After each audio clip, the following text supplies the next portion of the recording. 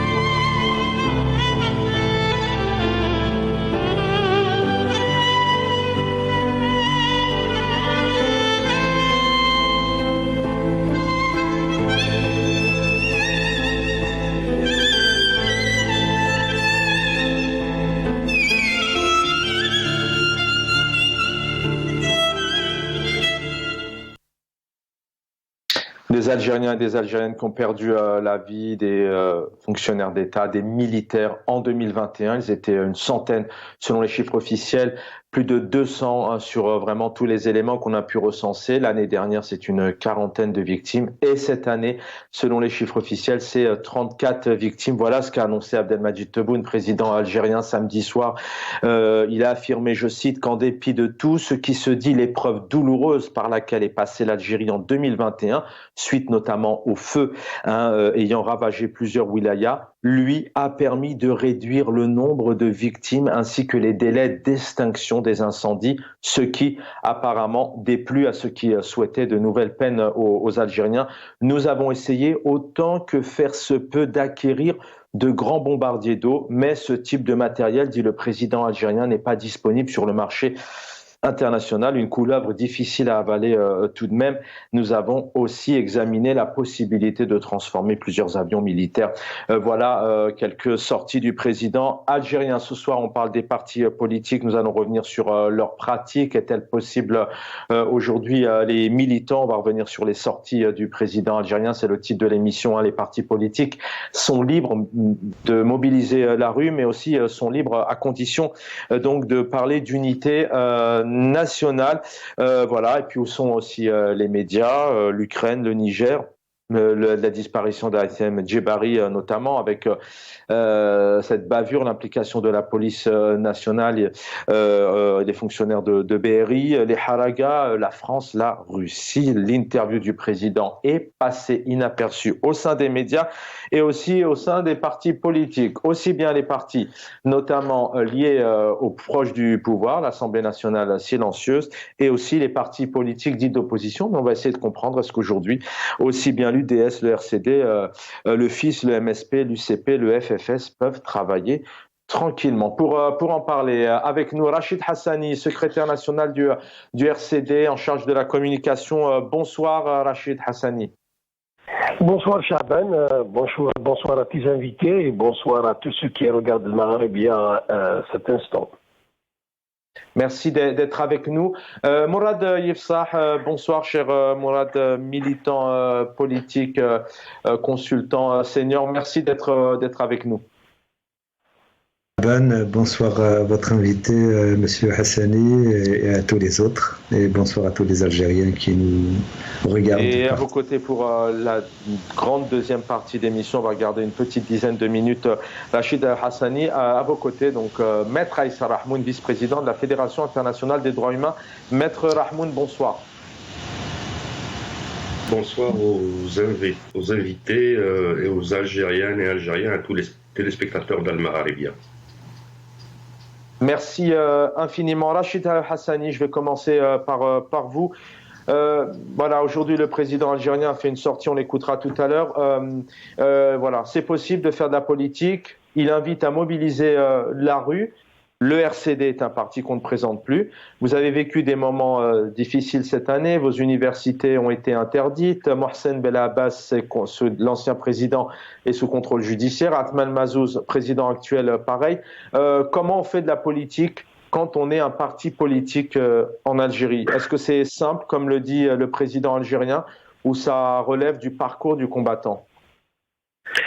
Enfin, avant de répondre à votre question, j'aimerais bien réitérer la position du RCD, nos hommages et nos condoléances à toutes les familles des victimes des derniers incendies.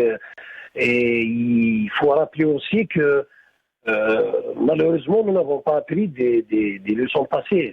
L'Algérie, l'État, n'a pas beaucoup appris, n'a pas pris les leçons de ce qui s'est passé avant. Donc, nous peinons dans la proactive, nous peinons dans les mesures à prendre, les mesures préventives pour éviter ce genre de feu, malgré les professions de foi, malgré tout ce qui s'est dit par le chef de l'État et par un certain nombre de ministres. Force est de constater que des choses aussi simples que le nettoyage des fossés, des abords, des routes, n'ont pas été faits. Donc, comment croire aux professions de foi, comment croire aux mesures prises pour prévenir les feux de forêt, alors même que les choses les plus simples, les plus élémentaires à faire n'ont pas été accomplies. Ça de une. Et puis, bon, j'ajouterais que en plus de ces feux de forêt, ces derniers temps, il y a des chiffres ahurissants des accidents de la route et des victimes des accidents de la route des derniers temps, des noyades en mer. Voilà, donc c'est un pays où la mort devient banale, devient facile. Les gens, les Algériens meurent en tout lieu, à tous les coups. Des accidents incroyables, des accidents de la route, des noyades par mer, des chiffres ahurissants chaque semaine qui sont annoncés, et ce n'est pas de bon augure, ce n'est pas quelque chose de bien. Donc voilà, ça nous peine, et nous réitérons en tant qu'RCD nos condoléances aux familles. Maintenant, si je reviens en politique, la problématique est très simple. Il n'y a pas de volonté politique d'ouverture. Il y a une dictature qui ne dépasse son nom. Et il y a des professions de foi. Donc, pour mesurer la liberté, la démocratie dans un pays, c'est très simple. Il faut voir donc la liberté de la presse, la liberté des médias. Aujourd'hui, toutes les forces dissonantes, toutes les voix de l'opposition, toutes les voix de l'opposition politique, des syndicats, de tous ceux qui ne vont pas dans le sens souhaité et voulu par le pouvoir, sont interdites des médias publics et maintenant y compris des médias privés. Donc, par la public, nous n'avons pas le droit de citer, nous n'avons pas le droit d'exercer, nous n'avons pas le droit de faire des meetings, nous n'avons pas le droit aux salles, nous n'avons pas le droit à sortir dans la rue, donc nous n'avons pas le droit à activer correctement comme énoncé dans la Constitution. Et pourtant, dans la dernière Constitution que le pouvoir a confectionnée, elle était écrite, il dit que nous sommes dans un régime déclaratif et donc un parti politique doit juste informer d'une activité politique.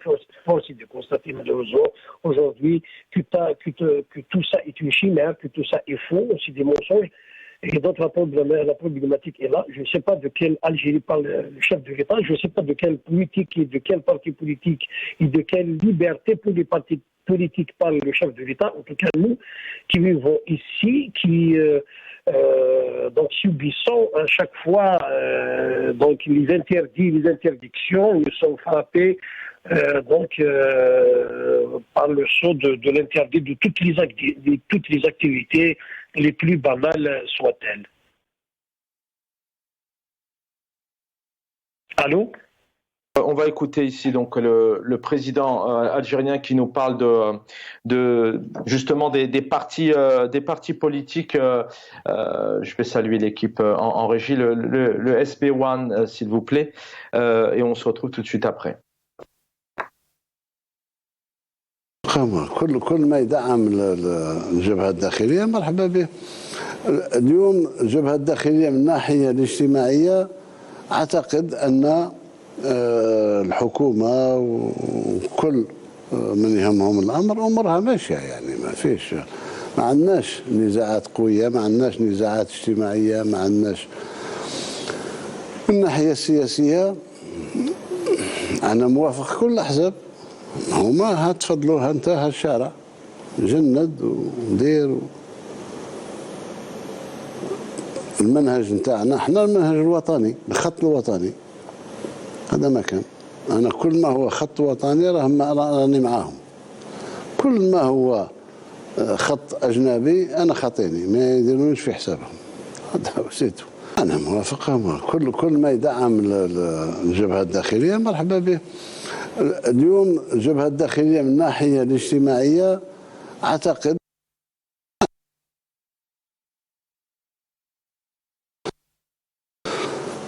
يعني يقول لك ندعم الوحدة الوطنية وندعم، متفقين الوحدة الوطنية لازم ندعمها يوميا مش بعمل حزبي برك، يوميا. كنا هضرنا على الناس المغرور بهم، جريدة تقول كلمة حلوة، واحد اللي فاهم الأوضاع يضاد بعض السلبيات إلى آخره.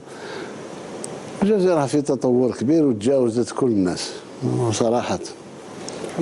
الناس تجاوزتهم، الشارع تجاوز كل الناس، شارع من الحراك المبارك كما سميناه إلى يومنا هذا شارع انسجم مع سياسة ما ولا واحد يقدر يحولوها كلها هكذا. الناس نسات، الناس مازال عندهم الحنين على مرحلة فاتت، ما ترجعش المرحلة هذه مهما كان الحال.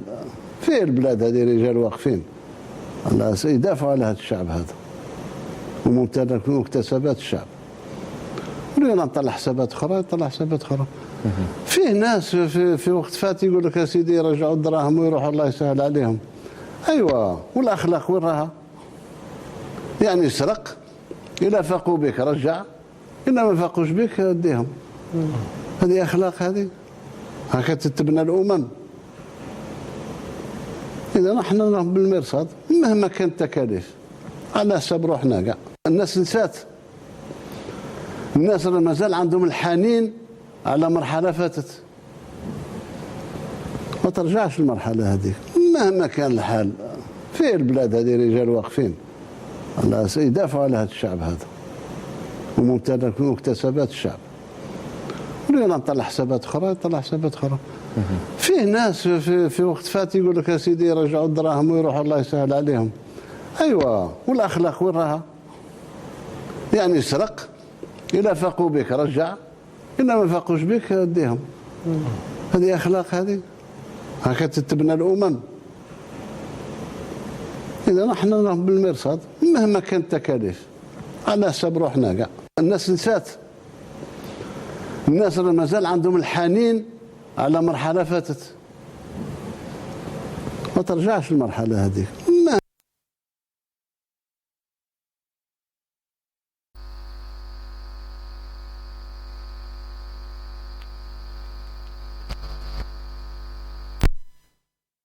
On a perdu Rachid Hassani.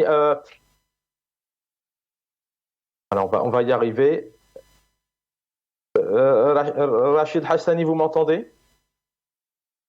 Morad Ifsah, peut-être, est-ce que vous m'entendez? Je vous entends bien. Non, je vous entends, Charbin, je vous entends, je vous écoute. Ah, très bien. Rachid Hassani, je ne vais pas vous cacher, cher Rachid Hassani, on a eu des soucis de retour à l'oreillette, donc c'était compliqué, notamment pour distinguer ce que vous disiez. Tout de même, peut-être avoir un retour peut-être plus étayé. Je ne sais pas si vous l'avez déjà, notamment où on a un président aujourd'hui qui appelle à mobiliser la rue. On a entendu aussi qu'il nous parle de ce pays bien avancé sur le mouvement. Il parle de ce Hirak Moubarak. Peut-être voir un peu votre aperçu là-dessus. Est-ce qu'on peut se mobiliser? Mais je pense que vous êtes exprimé. Demain, comment on peut faire de la politique en Algérie? Est-ce qu'on a affaire à un système qui n'a pas de contre-pouvoir, une assemblée silencieuse, des médias absents et puis des partis politiques qui malheureusement sont confrontés à des difficultés? Oui, effectivement, la difficulté est là. Il y a une certaine réalité qui est amère. Tant qu'il n'y a pas de volonté politique d'ouverture, tant qu'il y a cette dictature, tant qu'il y a cette chef de plan qui s'abat sur les partis politiques, les syndicats, les militants politiques, on ne peut pas avancer. Il y a un chef de l'État qui parle effectivement de cette liberté d'agir, de cette liberté de faire de la politique, alors que la réalité est tout autre. La réalité, aujourd'hui, démontre tout ce qu'il dit. Je vous dis que toutes les voix dissonantes sont interdites d'antenne, sont interdites d'expression, sont interdites d'activité politique. Et donc, tant que nous sommes dans ce déni de la réalité, on ne peut pas avancer. C'est un pouvoir qui est dans le mensonge, qui est dans la fuite en avant, qui ne veut pas reconnaître une réalité, qui est dans une certaine mythomanie qui commence même à croire à ses propres mensonges. Donc je ne pense pas que c'est la meilleure voie d'avancer, c'est la meilleure voie justement d'avoir ce front national, ce front national qui va effectivement faire face aux menaces extérieures. Et ça, c'est cette histoire cette histoire d'unité nationale, de front interne. Je pense qu'il y a un discours réchauffé, c'est un discours des années 70, brandi pour la consommation interne et pour justement faire diversion sur les véritables questions qui se posent. Donc la problématique aujourd'hui, c'est qu'on ne sait pas où est-ce qu'elle est la frontière de ce qui est toléré, de ce qui n'est pas toléré. Donc voilà, quand tu tiens parrainé dans les tribunaux pour intelligence avec l'étranger, parce que tu as critiqué le gouvernement, parce que tu as critiqué l'action du chef de l'État, parce que tu as critiqué donc les choses qui se font. Je pense que le problème est là. Donc toute la problématique est là aujourd'hui. Donc on ne sait pas. Et le pouvoir utilise justement ce stratagème et cette ruse à chaque fois pour un peu mater les voix dissonantes et les voix de l'opposition. À chaque fois, ils brandissent donc cette menace de l'intelligence avec l'étranger et de l'unité nationale. Donc voilà, je ne pense pas qu'un parti comme le RCD aujourd'hui, nous n'avons pas de leçons à recevoir de quiconque par rapport en fait au patriotisme, par rapport au nationalisme. Donc nous sommes dans la voie patriotique, nous sommes dans la voie nationale. Mais nous ne partageons pas et nous ne partageons absolument pas les politiques menées, d'ailleurs depuis 62, pas seulement par la politique menée par le régime Tebboune. Donc c'est des politiques que nous agréons pas. Nous avons un autre avis, nous avons d'autres objectifs, d'autres. Justement, comment dernière question avant de vous libérer et donner aussi la parole aux autres invités. Rachid Hassani, comment aujourd'hui le RCD, il y avait aussi cette réunion avec le Parti des travailleurs et l'UCP de Zoubida Assoul, comment demain vous pouvez, tant bien que mal, mais voilà, c'est la réalité aussi, les Algériens et les Algériennes ont besoin aussi de faire ressortir cette démocratie. Comment vous pouvez prendre vos responsabilités demain pour, notamment, il y a une échéance qui devrait arriver, c'est cette présidentielle, on n'entend personne, aucun parti de l'Assemblée nationale qui s'exprime, aucun média, les partis présents comme les vôtres, tout de même présents, mais assez timide. Comment et quelles responsabilités vous allez prendre demain? Vous allez vous engager dans cette présidentielle? C'est des choses actées parce qu'il faut tout de même continuer le mouvement. Enfin, c'est pas à vous que je vais dire ça. Mais la situation aujourd'hui est faite de gel total. C'est que vous parlez d'une assemblée, c'est une assemblée de croupions, de partis tout à fait inférieurs du pouvoir. Vous parlez d'une presse, on n'a pas de presse, c'est une presse totalement inféodée, soumise au pouvoir. Donc je ne vois pas comment aller à une présidentielle dans des situations pareilles. Dans d'autres pays, le moment d'une présidentielle, c'est un moment important dans la vie politique d'une nation. C'est là où les grands débats sont engagés, les grands choix qui engagent les nations sont engagés. Il faut aussi de constater aujourd'hui que tout est fermé, effectivement. Donc, c'est très, très difficile. Et donc, voilà. Après, et comment vous allez vous engager, dernière question que je réitère direct, comment vous allez vous engager, vous, le RCD? Quelle responsabilité vous allez prendre face à ce pouvoir? Il y a le terrain, mais comment vous allez gérer notamment cette présidentielle? Est-ce que vous savez déjà? Non, pour la présidentielle, déjà pour les choses qui semblent du formel, il y a d'abord tout est noir, il y a un écran de fumée pour l'instant par rapport à cette échéance. Donc on ne peut pas se prononcer sur quelque chose qui n'est pas encore clair. Il y a pas de clarté, il n'y a pas de cap, il n'y a pas de stratégie, il n'y a pas d'annonce et tout est fermé pour l'instant. Ça de deux. Bon, nous avons notre Conseil national, l'instance suprême, qui au moment opportun et à la lumière des données que nous aurons, nous allons juger et donc rendre officielle notre réponse. Ça, c'est un, mais il y a des tendances. Je vous ai dit qu'aujourd'hui, force de constater, il y a une situation de gel total de la scène politique, donc et une présidentielle qui est engagée très mal. Donc une présidentielle fermée où il n'y a pas d'ouverture, c'est très difficile de s'engager. Voilà. Donc ça c'est la tendance. Par contre, pour nous sommes et depuis longtemps convaincus que la solution existe et la solution c'est le peuple algérien lui-même qui va la trouver, c'est la classe politique algérienne, c'est à elle qui choisit la responsabilité de la trouver. Et nous avons décidé, nous attelons d'arrache-pied et jour et nuit, nous travaillons pour cela, nous travaillons pour la création d'un rapport de force politique pour essayer un peu de ramener les choses à la normalité. Et donc, nous avons engagé des contacts, nous nous sommes réunis avec des partis politiques, nous allons encore réunir avec d'autres, nous sommes en train d'essayer de voir des personnels politiques, des partis politiques, pour essayer d'aller vers la création, vers la construction de ce rapport de force politique, pour justement ramener les choses à la normalité, à ramener les choses à donc devenir, à faire de la politique le plus normalement possible et à se conformer à ce qui est énoncé dans la Constitution. Donc la liberté de l'activité politique, l'activité syndicale, l'activité, donc, la liberté de la presse. Et je réitère aussi, et au nom de mon parti, notre exigence et notre condition pour la libération de tous les détenus politiques et d'opinion. Et cette question, tant qu'elle n'est pas réglée, on ne peut pas parler de liberté dans ce pays. Merci. Les mêmes revendications que le Hirak en 2019. Merci Rachid Hassani. Sans plus tarder, Morad Yifsah, la politique, je vais aller très vite dans mes interventions pour vous laisser un maximum de temps, puisque le temps passe vite. On a eu un petit souci technique encore, excusez-nous. Morad Yifsah, la politique en Algérie, le président algérien est plutôt optimiste et convaincu. Il dit même clairement qu'en Algérie, tout va bien. Il faut mobiliser la rue. Je pense que ce que vous avez passé dans son intervention interpelle tout citoyen algérien qui, effectivement, a un espoir de voir l'Algérie s'améliorer. Et à travers ces déclarations, ça ne peut que nous inquiéter. Pour reprendre juste 2 points. Et il a insisté donc longuement sur le front intérieur. Et il appelle les gens donc à rejoindre le front intérieur.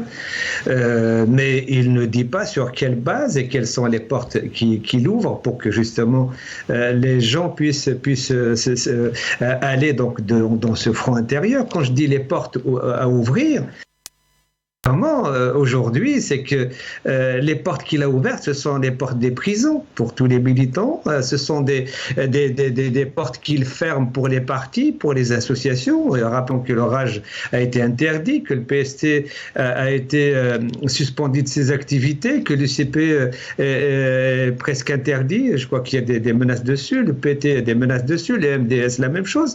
Donc, et ça, c'est un premier point. Donc, il n'y a pas du tout de front intérieur, il n'y a pas de volonté de construire un front intérieur puisque les portes sont fermées et les menaces pèsent sur les militants, les citoyens engagés, les partis politiques, les associations et les syndicats. Le deuxième point, c'est que il a répété à plusieurs reprises en disant que lui, il était nationaliste et que ça lui posait pas de problème, effectivement, tous ceux qui se situaient sur ce terrain-là. Mais il se trouve que ça, c'est pas la démocratie, ça, c'est le système de parti unique. Ça veut dire qu'il veut que tout le monde soit comme lui, nationaliste. Mais il y a des islamistes, il y a des socialistes, il y a des capitalistes, il y a des nationalistes, effectivement, mais il y a aussi d'autres tendances, des centristes, des sociodémocrates, etc. Mais c'est ça la démocratie, la réalité politique algérienne aujourd'hui. Et on l'a vu au travers donc du Hirak, c'est que justement il y a toutes ces tendances qui se sont exprimées dans ce mouvement d'ensemble. Et malheureusement, ça fait maintenant presque 4 ans depuis février 2019.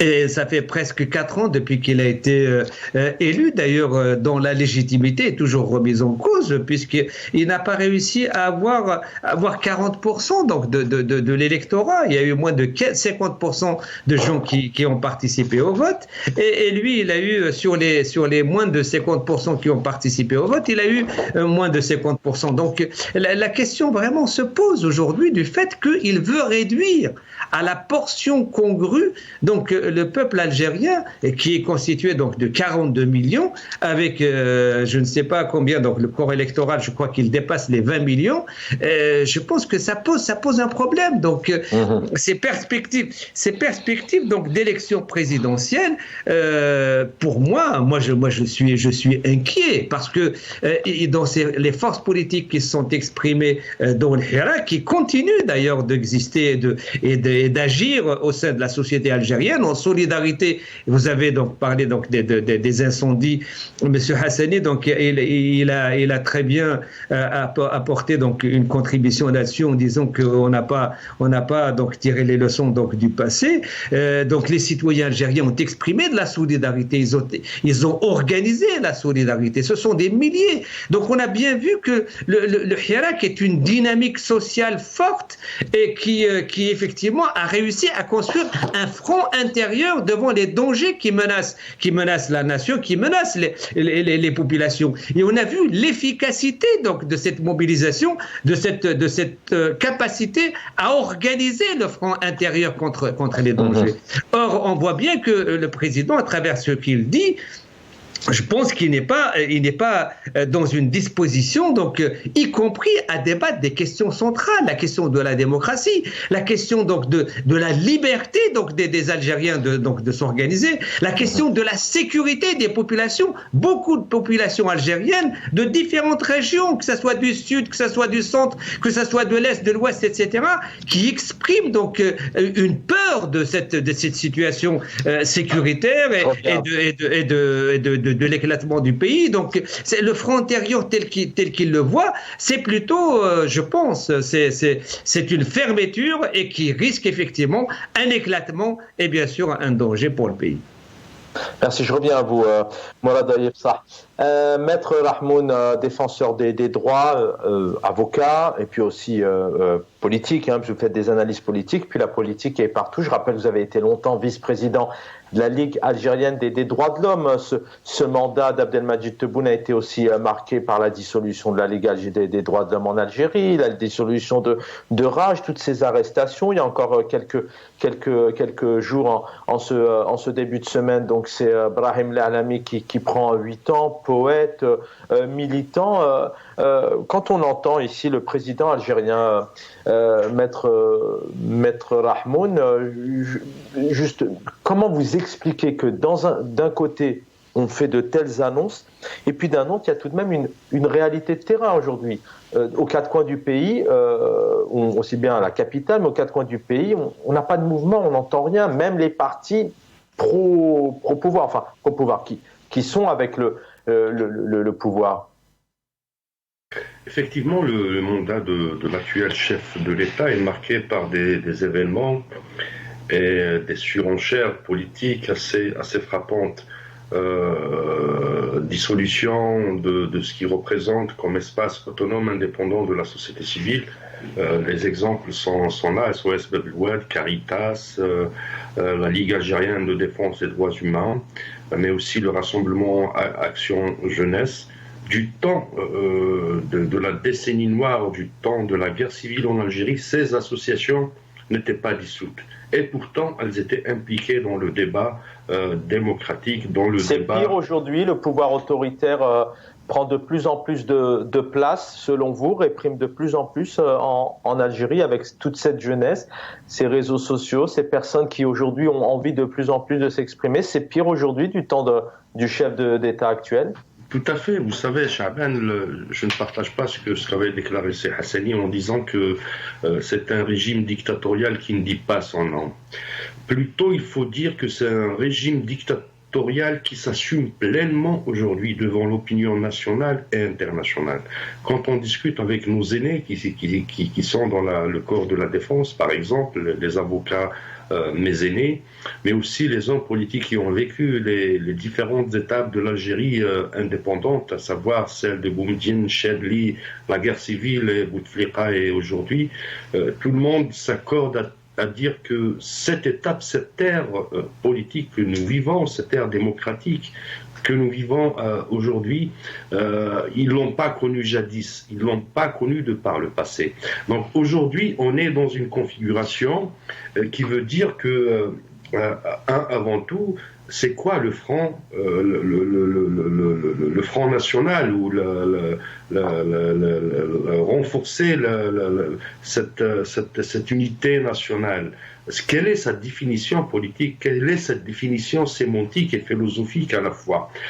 Aujourd'hui, le chef de l'État, il s'exprime en disant tout clairement, ce n'est pas un raccourci, ce n'est pas une lecture très simpliste, mais le message est clair, que celui qui est contre nous est désormais celui qui n'est pas avec nous, est désormais contre nous.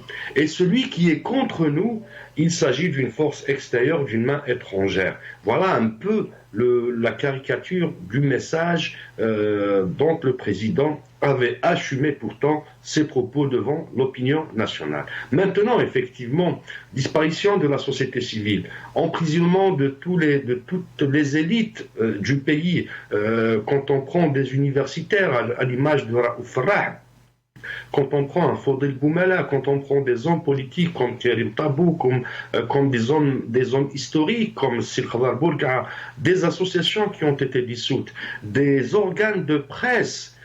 Souvenez-vous de l'épisode de l'incarcération de Qadri Hassan et la mise sous scellé de Radio M. Souvenez-vous aussi de la crise qu'a connue le Watan à l'occasion de sa ligne éditoriale, malheureusement, qui est aujourd'hui compromise. Tout ça nous renseigne des différentes lois que le régime algérien avance aujourd'hui à travers un parlement croupiant, effectivement une boîte de résonance de décisions politiques du régime algérien, la loi sur les associations qui arrive, la loi sur les syndicats qui est passée, la loi sur la liberté de la presse, tout ça, donc il y a une configuration, une architecture mise en place pour mater davantage les populations. Alors le Front National et cette unité nationale qu'ils brandissent à chaque fois, posons la question, c'est qui est la menace, qui menace le Front National, qui menace l'unité nationale, qui menace la volonté populaire aujourd'hui. Le Hirak, comme l'a très bien dit Mourad Ifsah, qui est cette ambiance sociale, cette dynamique sociale, il faut le dire, c'est une révolution dans la manière de penser, et toute révolution commence par une révolution dans sa structure mentale. On a vu dans les rues de 2019, depuis le 22 février 2019, jusqu'à l'arrêt de ce processus révolutionnaire et historique par trois faits majeurs, la répression, le Covid qui est passé par là, et la guerre en Ukraine qui ont favorisé aujourd'hui la politique du tout sécuritaire de l'État, de cette chape de plomb qui s'est abattue sur les Algériennes et les Algériens. Force est de constater aujourd'hui que la réelle menace de cette unité nationale demeure le régime qui est en place. Et c'est un avis avec lequel, je pense que beaucoup de militants partagent, partant du point de vue qu'aujourd'hui, aucune contestation en vue de la démocratisation et de la construction politique en Algérie n'est permise aujourd'hui. Je reviens à vous, maître. Mourad Ifsah, on a tout de même un pouvoir algérien, un chef d'État. Il y en a un autre aussi qui fait énormément de politique, c'est le chef d'état-major. On ne peut pas dire qu'il ne s'exprime pas et qui va même parfois même souvent au-delà de son rôle et qui a même fait énormément de diplomatie. Est-ce qu'aujourd'hui l'Algérie, d'un point de vue général, est en train de vivre, parce que c'est vrai, quand on nous parle d'unité nationale, on parle vraiment vous le disiez tout à l'heure, peut-être ce parti unique, ça peut faire peur aussi. Est-ce que c'est aujourd'hui le premier, on parle beaucoup en Algérie, on a écouté tout à l'heure encore cette histoire de Hissaba, de complot. Est-ce que le danger numéro un, c'est pas ça justement, c'est de diriger les Algériens, les Algériennes, les partis vers aujourd'hui un parti unique, entre guillemets, même si ce n'est pas les mots du président, je le rappelle? Premièrement, je pense que les décideurs algériens aujourd'hui ne les cachent pas. Nous avons bien sûr un système militaro-policier avec un président qui a été élu, mais je pense que les élections n'étaient ni propres ni démocratiques. Donc ça c'est clair, mais aussi avec une place importante donc de l'armée et de la gendarmerie, de la police politique, etc. Donc dans le régime en place. Donc les interventions politiques du chef d'état-major, et puis d'ailleurs la dernière révision de la Constitution, il lui a accordé donc un nouvel article dans lequel il donne effectivement encore des prérogatives stratégiques à l'armée. Je pense qu'effectivement le fait que 4 ans après l'irruption donc des masses en février 2019 et que le président de la République donc parle de cette manière, je pense qu'effectivement c'est inquiétant, c'est vraiment inquiétant, d'autant plus que nous sommes à un peu plus d'un an des élections présidentielles. Je dis encore une fois, un pays qui n'a pas de parti politique, qui ont une liberté... 5 ans après ces présidentielles, selon vous, elles vont être amenées comment? Est-ce que le candidat actuel qui dirige, qui domine tout de même le pays à tous les niveaux, puisque vous en parlez assez, on a cité pas mal d'exemples d'hommes et de femmes politiques, Zoubida Assoul, Karim Tabou, on a Ali Belhadj aussi, on a Fetri Alès, on a les patrons du RCD. Cette présidentielle, du coup, selon vous, qui avait une expertise et une expérience de politique en Algérie, est-ce que le président va lâcher du lest, les médias vont être ouverts et les gens vont pouvoir s'exprimer, ou est-ce qu'à un moment donné, ça sera 2 ou 3 candidats et puis ça sera les malheureuses élections qui se sont déroulées, puisqu'une chose est sûre, c'est que le président Tebboune a été très mal élu. Les urnes ont parlé d'elles-mêmes.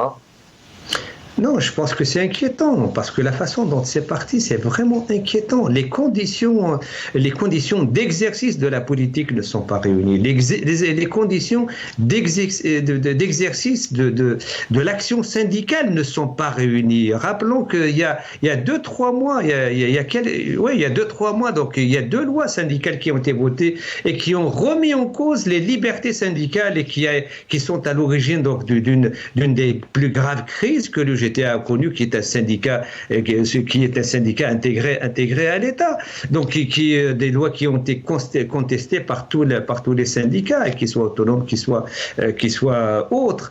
La même chose pour les associations, la même chose pour les partis, la même chose pour les militants. Il y a encore des centaines qui sont en prison. Donc, les conditions politiques d'organisation des élections présidentielles ne sont pas réunies.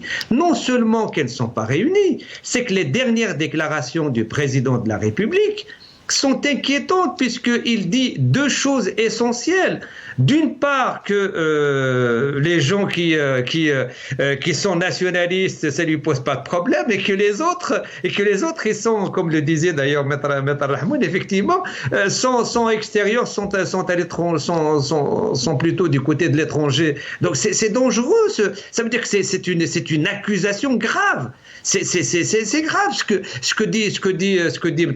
Tebboune par rapport à ces partis, qui ne sont pas des partis effectivement intégrés au système de partis uniques, quelle que soit leur position, qu'ils soient proches ou pas proches du pouvoir. Ça c'est autre chose. Un parti politique, y compris d'après la Constitution, il a le droit donc de se constituer, de rassembler des Algériennes et des Algériens sur la base d'un programme politique, économique, philosophique, culturel, historique et autres. Donc, et là, il remet en cause les bases fondamentales même de la constitution de parti. Et c'est dangereux. Quand il dit que... Oui. Quand il dit que effectivement qu'ils peuvent se mobiliser, etc. On sait très bien. Les partis sont interdits donc d'activité, sont interdits de réunion, interdits de manifestation, interdits de rassemblement. Mourad, donc une autre réaction et on donnera la parole à Maître Rahmoun juste derrière. On est en 2023, on a tout un pouvoir algérien qui fait de la diplomatie à l'international, qui se dit possible médiatrice dans le conflit entre la Russie et l'Ukraine, et maintenant même médiatrice au Niger. Qu'est-ce qui fait peur aujourd'hui au pouvoir algérien d'ouvrir justement le champ, de laisser vraiment ce pays s'exprimer, militer, proposer des candidats? C'est l'armée qui tient. Qu'est-ce qu'on essaie vraiment de comprendre aujourd'hui? Si tout ça s'ouvrait et on pourrait retrouver une sorte de démocratie normale, qu'est-ce qui coûterait? Ça coûterait cher au président actuel? Je pense que les dirigeants algériens, les tenants donc du système actuel, ne veulent pas de concurrents, de vrais concurrents politiques. Ils ne veulent pas que de vrais partis se construisent et se constituent en Algérie. Ils ne veulent pas de vrais syndicats.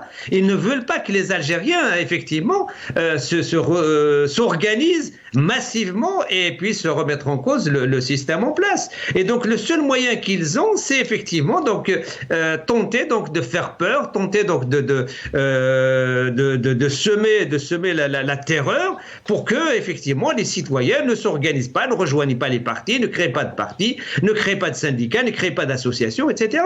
C'est ce qu'ils sont en train de faire. Et donc à partir de ce moment-là, ils ne sont pas pour des élections présidentielles honnêtes, propres et démocratiques. Donc ça c'est ce qu'on comprend à travers ce qu'il dit. C'est pour ça que les rendez-vous avec la presse qu'il organise sont intéressants à écouter parce que là, on voit effectivement ce que pensent les dirigeants du système. Et ils le disent ouvertement, ils ne peuvent pas le cacher, ils le disent. Alors certains pensent que c'est des discussions de café. Non, c'est de la politique. Mais c'est de la politique, vraiment. Et je pense que c'est très important donc de l'écouter et d'analyser. Et je pense que le danger, il est là. Parce qu'effectivement, il n'y a pas donc de porte ouverte aux citoyens algériens pour participer aux décisions importantes qui concernent leur pays au travers donc que ce soit des élections et donc au travers donc d'une action politique pacifique. Ça veut dire qu'il reste une autre voie et là ce sera dangereux.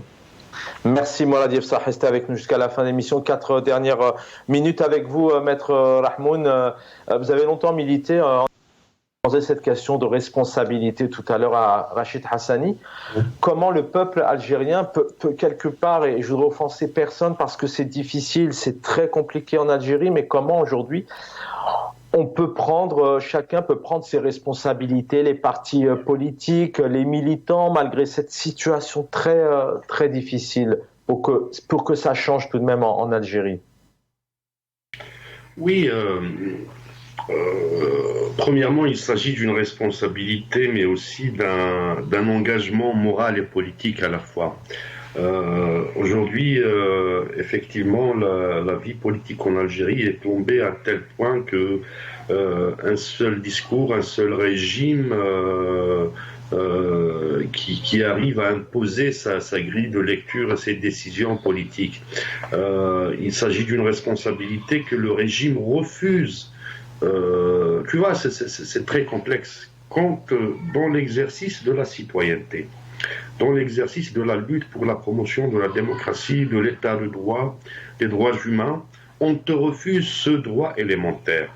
En arabe, on a essayé de remodeler un peu la phraséologie en disant « wajib al-muwatana haqqi », le devoir de citoyenneté, qui est inscrit et transcrit dans la Constitution, dans les conventions aussi, chose qu'on apprend dans l'éducation civique à l'école, même à l'université. Le devoir de citoyenneté est mon droit. Permettez-nous à ce régime d'exercer ce devoir de citoyenneté. Et le devoir de citoyenneté consiste en fin de compte à dire non quand on pense et on croit profondément qu'il y a dérive autoritaire, quand on pense et on croit profondément qu'il y a déviation de la légitimité, détournement de la légitimité populaire. Donc tout ce débat n'existe pas aujourd'hui en Algérie. En l'absence d'une presse qui fait son travail dans le droit à l'information du citoyen, dans le devoir d'informer le citoyen, en l'absence d'un corps de magistrats qui ne veulent pas assumer leur mandat, parce qu'en fin de compte, ce n'est pas une profession, c'est un mandat délivré par une formation, bien sûr, mais aussi par ce serment qu'on a prêté pour exercer la profession digne de magistrat. En l'absence de partis politiques, je n'insulte pas l'avenir, bien sûr, il y a des poches idéologiques, il y a des pôles idéologiques, il y a des partis politiques qui essayent de résister, mais le régime ne veut pas de ces partis politiques. L'extinction de la société civile. Vous savez, le régime algérien, je le compare souvent au régime bélarusse et au régime russe. Avant l'invasion de l'Ukraine, le régime russe et le régime bélarusse ont dissous toutes les associations qui étaient contre ces régimes, à savoir Viasna, Mémorial, tant d'autres d'associations et d'ONG qui étaient les porte-voix des populations, le Mahgourin ou le Mazloumin. Donc aujourd'hui, le régime algérien est sur ses mêmes pas. Quand dans la politique internationale, dans la diplomatie, le régime algérien, à travers bien sûr sa façade civile, indique la voie aux Algériens en absence de débat transparent, en absence de perspectives claires, débattues par la classe politique, par la société civile, pour s'engager dans un pôle. Justement, Maître Rahmoun, la dernière minute, merci à mes collègues. Je prends un tout petit peu plus de temps parce qu'on a eu un petit souci. Il est important pour vous. Est-ce qu'on peut s'attendre à un retour du Hirak, un ras-le-bol après 4 ans, 5 ans d'Abdelmajid Tebboune? Est-ce qu'on peut s'attendre demain à un retour du mouvement? Oui et non à la fois. Quand on voit aujourd'hui ma formation d'avocat me fait dire qu'il y a des indices et des preuves de part et d'autre. Les indices qu'un deuxième mandat se prépare, c'est le discours, c'est le comportement, c'est l'orgueil du régime. Les preuves, c'est la législation, ce qu'ils sont en train de mettre en avant en termes de loi. Par contre, les indices et les preuves au niveau sociétal, au niveau social, c'est la paupérisation de la société qui est galopante aujourd'hui. C'est une misère sociale qui frappe les Algériens. Et les preuves, c'est qu'il y a des poches de résistance individuelle ou collective qui s'organisent, qui essayent de s'organiser en Algérie. Donc tout est à prévoir et rien n'est à exclure. Merci Mourad Yefsah, merci Maître Rahmoun, merci à tous les deux et merci à Rachid Hassani dans quelques instants l'édito, Jamaldine Benchenouk juste derrière El Omq. Bonne soirée à tous, prenez soin de vous et à demain je l'espère.